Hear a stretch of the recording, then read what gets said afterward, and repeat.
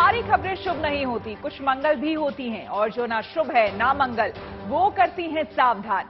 तो शुभ बताने, मंगल दिखाने और करने आपको सावधान। मैं हूं आपके साथ श्वेता झा। हिंदुस्तान की सरजमी पर कुछ ही घंटे बाद अफ्रीकी चीते पहुंचने वाले हैं, क्योंकि इन चीतों को लाने वाला विशेष बोइंग विमान नामीबिया की राजधानी विंडहॉक से उड़ान भर चुका है। इस विमान को बाहर और भीतर से विशेष तरह से तैयार किया गया है ताकि चीतों के पिंजरों को आसानी से रखा जा सके। कल यानी कि 17 सितंबर की सुबह यह विमान ग्वालियर एयरपोर्ट पर लैंड करेगा। इसके बाद हेलीकॉप्टर के जरिए चीतों को कूनो नेशनल पार्क पहुंचाया जाएगा और 17 सितंबर यानी कि कल ही प्रधानमंत्री नरेंद्र मोदी अपने जन्मदिन के मौके पर इन चीतों को कूनो पार्क में छोड़ेंगे। So this is the plane in which the cheetahs are going from Namibia to India.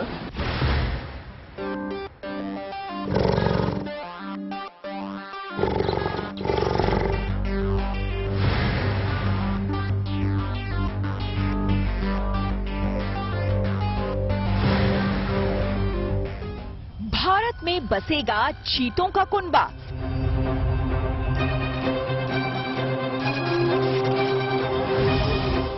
सत्तर साल बाद देश में चीते की चाल।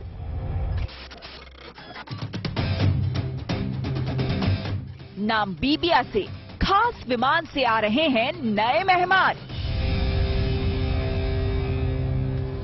ये नामीबिया से भारत आने वाले चीतों की पहली झलक है।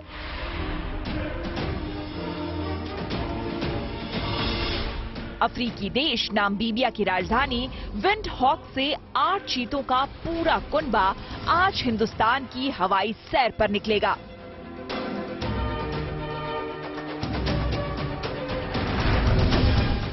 बाघ की धरती भारत अब दुनिया की चीता कैपिटल से आ रहे चीतों का नया ठिकाना बनेगा।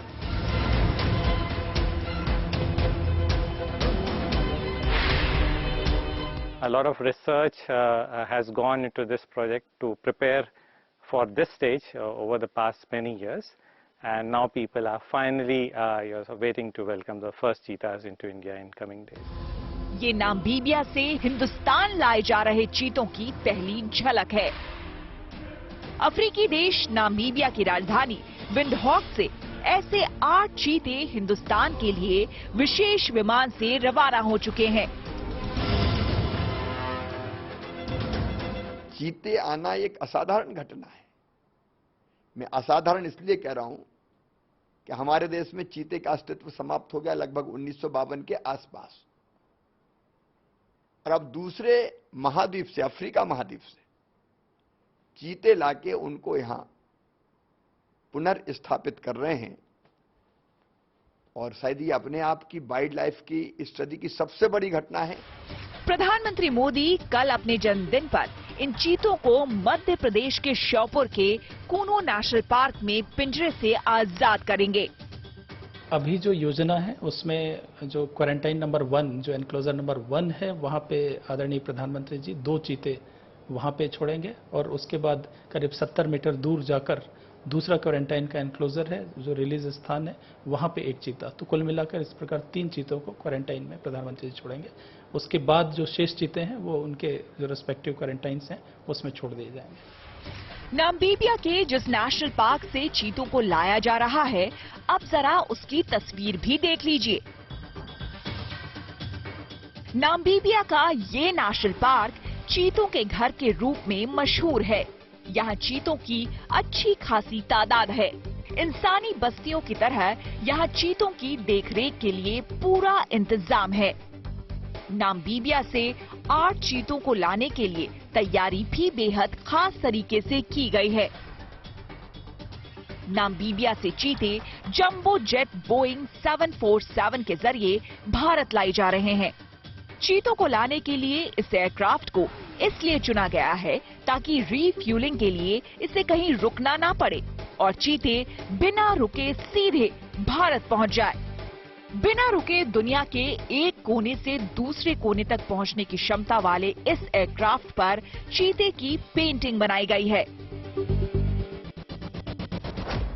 बड़ा प्लेन इसलिए लिया है ताकि वो डायरेक्ट फ्लाइट से बिना रिफ्यूलिंग के, बिना बीच में रुके सीधे भारत आ सके, इसलिए बोइंग एयरक्राफ्ट हायर किया गया है। ये डेडिकेटेड एयरक्राफ्ट है, मतलब इसमें सिर्फ चीते होंगे, हमारे 8 चीते होंगे। साथ में क्रू के अलावा इसमें कुछ हमारे अधिकारी और कुछ वेटनरी डॉक्टर्स, वाइल्ड लाइफ के एक्सपर्ट, चीता एक्सपर्ट्स ये होंगे। हमारे 3 भारतीय इसमें वैज्ञानिक और डॉक्टर और अधिकारी हैं। अब जरा विमान के अंदर की तस्वीर देखिए। खास तरीके से डिजाइन किए गए इस विमान में 8 चीतों के लिए काफी जगह होगी, इसलिए विमान को उसी तरीके से मॉडिफाई किया गया है। विमान में चीतों के अलावा चालक दल के सदस्य, डॉक्टर और चीता एक्सपर्ट सवार होंगे। ये एक बड़ा सा विशेष विमान है, 747 बोइंग विमान, और इसकी तस्वीरें देख के आपको अंदाजा लग जाएगा कैसी तैयारियां ये की गई हैं। अब विशेष विमान से लाए जाएंगे तो 8 चीतों को अलग अलग केज में रखा जाएगा। उस केज को विशेष रूप से डिजाइन किया गया है। इस जहाज के अंदर ऐसे मॉडिफिकेशन किए गए हैं ताकि 8 जो पिंजरे हैं उनमें उन चीतों को सुरक्षित तरीके से भारत लाया जाए। नामीबिया के इन 8 चीतों को विशेष चीता प्रोजेक्ट के तहत भारत लाया जा रहा है और भारत लाने के प्लान पर नामीबिया में मौजूद भारतीय उच्चायुक्त करीबी से नजर बनाए हुए है। वो नामीबिया के नेशनल पार्क जाकर खुद पूरे मिशन को देख रहे हैं। Now, Namibia is a wonderful partner because it's called the cheetah capital of the world, and Namibia also has its own very strong credentials, very strong conservation systems and values in place, and we also learn to benefit from that by learning with Namibia on how to protect these wonderful, precious creatures. We are currently working to ensure that all the procedures and all the requirements are in place before the cheetahs are actually sent to India. Namibia की राजधानी से 8 चीतों को लेकर जो special chartered flight Bharat आ रहा है, उसमें चीता कंजर्वेशन फंड की संस्थापक डॉक्टर मार्लिन माकर भी हैं। 2009 में जब नामीबिया से चीतों को भारत लाने की बात उठी तो लॉरेन माकर चीतों की नई रिहाइश का इंतजाम देखने खुद मध्य प्रदेश में श्योपुर के कूनो नेशनल पार्क पहुंची थीं। After the 2009 conference, I was then invited to Kuno and in Madhya Pradesh to look at an area that they had identified which could be perfect for the cheetah. And it was very good. Good prey populations, good habitat. It looked like it could be a perfect place to bring the cheetahs back. Namibia से आने वाले इन मेहमानों का बेसब्री से इंतजार हो रहा है। शनिवार सुबह इन खास मेहमानों का स्वागत हिंदुस्तान की धरती पर सूरज की किरणें करेंगी और करीब 7 दशक बाद रफ्तार के बादशाह भारत के जंगलों की शान बढ़ाते नजर आएंगे।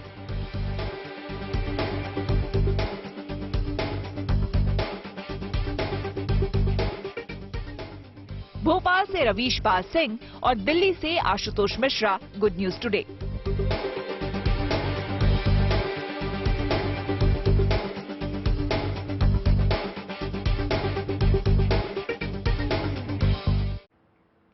मध्य प्रदेश के कूनो नेशनल पार्क में नामीबिया से चीते आ रहे हैं। आखिर इनकी जरूरत क्यों है? क्यों इन्हें कूनो नेशनल पार्क में ही भेजा जा रहा है, जबकि देश में कुल 10 ऐसे नेशनल पार्क है जहां चीतों को रखा जा सकता है। बावजूद इसके कूनो नेशनल पार्क को ही क्यों चुना गया? इसके पीछे की वजह क्या है, देखिए इस रिपोर्ट में।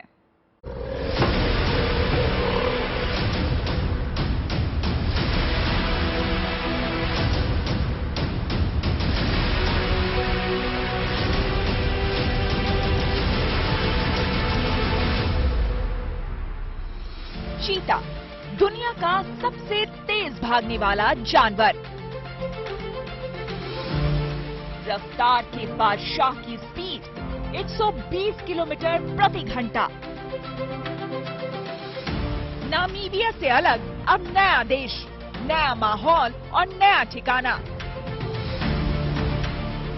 नामीबियाई चीतों के लिए भारत में बना खास आशियाना। मैं चीतों का मध्य प्रदेश की धरती पर स्वागत करता हूं। ऐसा नहीं है कि हिंदुस्तान में पहले चीते नहीं आ सकते थे। 1970 के दशक में ईरान के शाह ने कहा था कि वो भारत को चीते देने के लिए तैयार हैं, लेकिन बदले में उन्हें हिंदुस्तान से बब्बर शेर चाहिए थे। उसी दौरान भारत की सरकार ने वाइल्ड लाइफ एक्ट बनाया, जिसे 1972 में लागू किया गया। इसके मुताबिक देश में किसी भी जगह किसी भी जंगली जीव का शिकार करना प्रतिबंधित है, जब तक इन्हें मारने की कोई वैज्ञानिक वजह न हो या फिर वो इंसानों के लिए खतरा न बने। इसके बाद देश में जंगली जीवों के लिए संरक्षित इलाके बनाए गए, लेकिन लोग चीतों को संभवतः भूल गए। असल में इसकी आवाज उठी साल 2009 में, जब wild life trust of India यानी कि WTI ने राजस्थान के गजनेर में 2 दिन का इंटरनेशनल वर्कशॉप रखा। सितंबर में हुए इस 2 दिवसीय आयोजन में ये मांग की गई कि भारत में चीतों को वापस लाया जाए। कहा गया कि देश में ऐसे 5 राज्य हैं जहां पर चीतों को रखा जा सकता है। उनमें उत्तर प्रदेश, गुजरात, राजस्थान, छत्तीसगढ़ और मध्य प्रदेश शामिल हैं। एक्सपर्ट्स को लगता था कि इन 5 राज्यों में से किसी भी जगह पर चीतों को रखा जा सकता है। उनके हिसाब से यहाँ वातावरण ठीक है। हम इस वक्त श्योपुर जिले में मौजूद हैं। श्योपुर जिले का कूनो अभयारण्य, इसे क्यों चुना गया, सबसे पहले हम आपको वो तस्वीरें दिखाते हैं। दरअसल मध्य प्रदेश में वैसे तो जंगलों की कोई कमी नहीं है, नेशनल पार्क की कोई कमी नहीं है, लेकिन दरअसल कूनो वो एरिया है, वो इलाका है, वो नेशनल पार्क है जिसे एक तरीके से पहले गुजरात के शेरों के लिए चुना गया था। चिन्हित था, लंबे समय तक यहाँ पे शेरों को लाने की कयावत चलती रही, लेकिन वो पूरी हो नहीं सकी। और आखिरकार जब चीतों के लिए एक बार फिर से कूनो का चयन हुआ, तो दरअसल उसके पीछे की सबसे बड़ी वजह है कि यहाँ पे घना जंगल नहीं है। 5 राज्यों के 10 जगहों को तय किया गया और ये 7 अलग अलग तरह के लैंडस्केप पर मौजूद हैं। छत्तीसगढ़ में गुरु घासीदास नेशनल पार्क, गुजरात में बन्नी ग्रासलैंड्स, मध्य प्रदेश में Dubri wildlife sanctuary, Sanjay national park, Bagdara wildlife sanctuary, Nauradehi wildlife sanctuary और कूनो नेशनल पार्क। राजस्थान में desert national park, wildlife sanctuary, Shahgarh grassland और उत्तर प्रदेश की कैमूर वाइल्ड लाइफ सेंचुरी। नामीबियाई चीतों के लिए कूनो नेशनल पार्क को इसलिए चुना गया क्योंकि यहाँ पर चीतों के खाने की कमी नहीं है, यानी पर्याप्त मात्रा में शिकार करने लायक जीव हैं। चीतल जैसे जीव काफी मात्रा में मौजूद हैं, जिन्हें चीते पसंद से खाते हैं।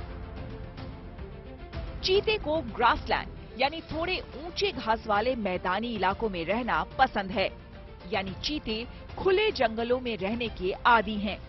उन्हें घने जंगलों में रहना रास नहीं आता। इसके अलावा वातावरण में ज्यादा उमस ना हो, थोड़ा सूखा हो और इंसानों की पहुंच भी कम हो। यही नहीं, चीतों के लिए तापमान बहुत ठंडा ना हो और बारिश भी ज्यादा ना होती हो। इन मानदंडों का विश्लेषण करने के बाद पता चला कि कूनो नेशनल पार्क अफ्रीकन चीतों के लिए सबसे मुफीद जगह है। यहाँ पर चीतों के सरवाइव करने की संभावना सबसे ज्यादा है। कूनो में एक तरीके से देखा जाए तो चीतों के लिए खाने की व्यवस्था की जा रही है। खास तौर से चीतल, जिसका शिकार चीते खास तौर पे करते हैं, उन चीतलों को छोड़ दिया गया है। अब ये जो पूरा इलाका आप देख रहे हैं, यहाँ पर मौसम कमोबेश वैसा ही रहता है जैसे नामीबिया में रहता है। गर्मियों के दिनों में यहाँ खूब गर्मियां होती हैं, बारिश भी यहाँ बहुत ज्यादा नहीं होती है। पास में कूनो नदी भी है जहाँ पर पानी रहता है, तो चीतों को उसकी भी बहुत ज्यादा परेशानी नहीं होगी। और ये जो पूरा इलाका है, ये चीतों के लिए खासतौर से इसलिए ज्यादा मुफीद है कि यहाँ पे वो लंबी दूरी तक दौड़ सकेंगे, दूर से अपने शिकार को देख सकेंगे। पेड़ भी है यहाँ पे, लेकिन मैदान यानी चीतों को दौड़ने के लिए जो जमीन चाहिए थी वो यहाँ पे बहुत ज्यादा है। और उनको एक तरीके से ऐसा ही माहौल यहाँ पे दिया जाएगा कि उन्हें बिल्कुल इस बात का एहसास ना हो कि वो नामीबिया यानी एक दूसरे महाद्वीप से उड़कर एक दूसरे महाद्वीप में आ गए हैं। कूनो नेशनल पार्क में कोई इंसानी बस्ती या गांव नहीं है और ना ही खेती बाड़ी। चीतों के लिए शिकार करने लायक बहुत कुछ है, यानी चीता जमीन पर हो या पहाड़ी पर, घास में हो या फिर पेड़ पर, उसे खाने की कमी किसी भी हालात में नहीं होगी। कूनो नेशनल पार्क में सबसे ज्यादा चीतल मिलते हैं, जिनका शिकार करना चीतों को पसंद आएगा।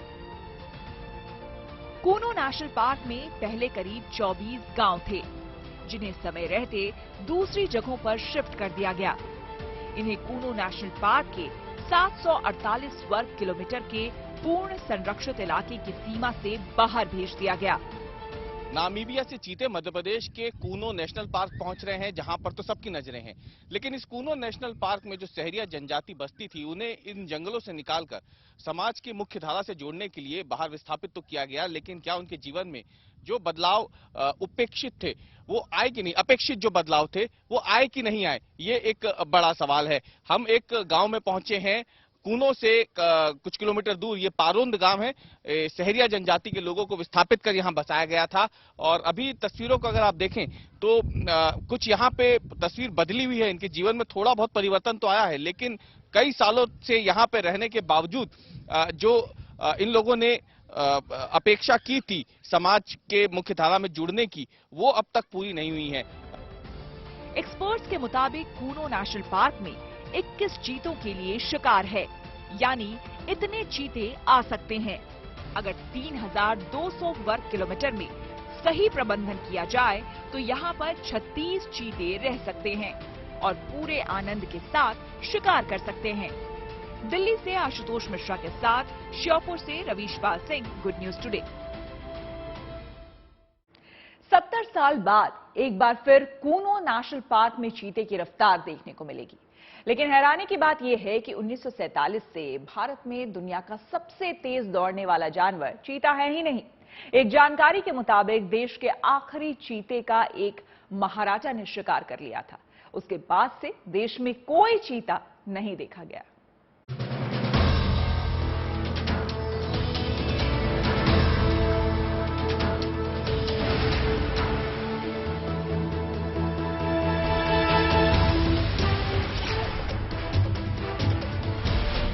साल 1952 में हिंदुस्तान से विलुप्त हो चुका चीता एक बार फिर से भारत की सरजमी पर कदम रखने जा रहा है। नामीबिया से भारत लाए जा रहे चीतों को कल प्रधानमंत्री मोदी कूनो नेशनल पार्क में छोड़ेंगे। बिग कैट फैमिली का हिस्सा चीता एकमात्र ऐसा बड़ा मांसाहारी जानवर है जो भारत में पूरी तरह से विलुप्त हो गया था। चीतों के विलुप्त होने की बड़ी वजह इनके शिकार को माना गया। कई रिपोर्ट्स में दावा किया गया कि कभी भारत में 1000 से ज्यादा चीते होते थे, लेकिन क्या वजह रही कि चीते भारत से पूरी तरह से गायब हो गए। वाइल्ड लाइफ विशेषज्ञों का कहना है कि चीता शब्द संस्कृत के चित्रक शब्द से आया है, जिसका अर्थ चित्तीदार होता है।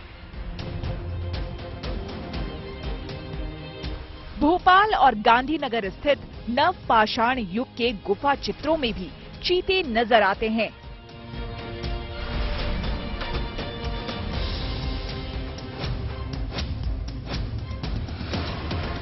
दावा तो यहां तक किया जा रहा है कि भारत में कभी 1000 से ज्यादा चीते होते थे। बॉम्बे नेचुरल हिस्ट्री सोसाइटी के पूर्व उपाध्यक्ष दिव्य भानु सिंह की किताब the end of a trail, the चीता इन इंडिया में ये दावा किया गया है कि अकबर के बेटे जहांगीर ने चीतों के जरिए 400 से ज्यादा हिरन पकड़े थे और कैद में रखने की वजह से इनकी आबादी में गिरावट आई। हालांकि किताब में ये भी कहा गया है कि मुगलों के बाद अंग्रेजों ने चीतों को पकड़ने में ज्यादा दिलचस्पी नहीं दिखाई। वे ऐसा कभी कभी किया करते थे। वहीं 20वीं शताब्दी की शुरुआत से भारतीय चीतों की आबादी में तेजी से गिरावट आई और देश में चीतों की संख्या महज सैकड़ों में रह गई और इसके साथ इनके शिकार का चलन भी कम होने लगा। कहा जाता है कि साल 1947 में कोरिया के राजा रामानुज प्रताप सिंह देव ने देश के आखिरी 3 चीतों का शिकार कर उन्हें मार दिया। इसके बाद कई सालों तक चीते दिखाई ना देने के बाद साल 1952 में भारत सरकार ने आधिकारिक रूप से चीतों को भारत में विलुप्त घोषित कर दिया। 1970 के दशक में भारत सरकार ने विदेश से चीतों को भारत लाने पर विचार शुरू किया। इसके बाद ईरान से शेरों के बदले चीते लाने को लेकर बातचीत भी शुरू हुई, लेकिन इस प्रोजेक्ट को अमली जामा नहीं पहनाया जा सका। इसके बाद एक लंबी प्रक्रिया के बाद अब नामीबिया से 8 चीते भारत लाए जा रहे हैं।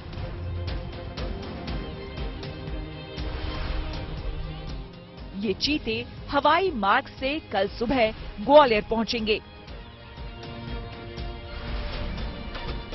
और फिर हेलीकॉप्टर के जरिए इन्हें कूनो नेशनल पार्क लाया जाएगा।